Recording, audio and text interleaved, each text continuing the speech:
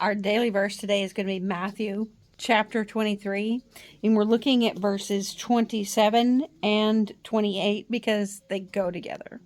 Now, in chapter 23, you see Jesus kind of putting them in their place, and there's multiple woes.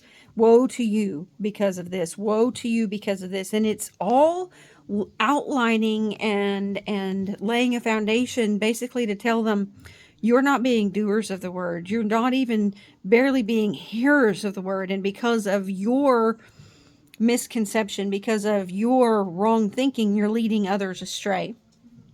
Now, verse 27 says, "Woe to you, scribes and Pharisees, hypocrites!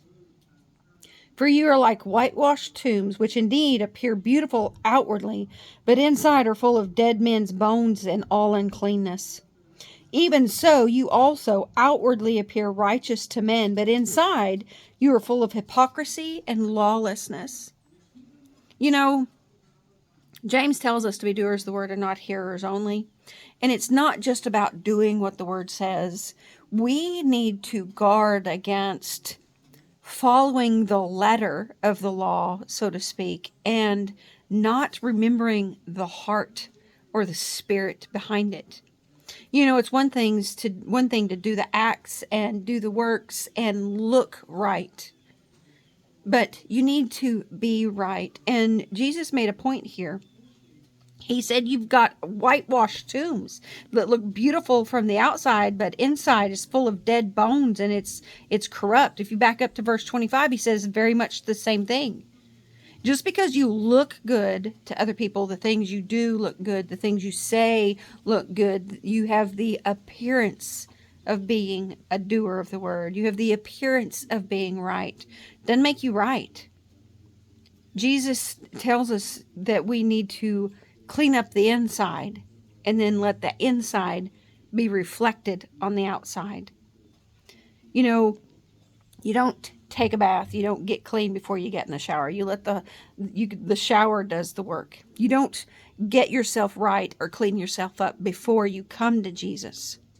But when you do come to Jesus, you let him clean you up.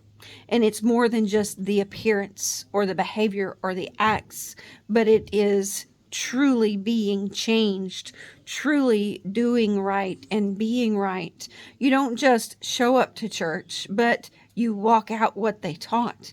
You don't just serve in the community, but your desire is to see the community improved, supported, helped.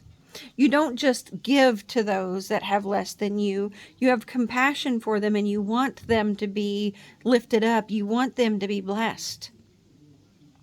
Don't just do the works. Don't just perform the acts. Don't just be present in the pew, but live it. Let the Lord and the Word change the inside. And as the inside is changed, it will be reflected on the outside. Otherwise, you're a hypocrite.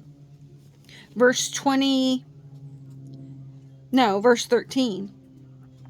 Chapter 23, Matthew 23:13. "But woe to you, scribes and Pharisees, hypocrites! For you shut up the kingdom of heaven against men. For you neither go in yourselves, nor do you allow those who are entering to go in."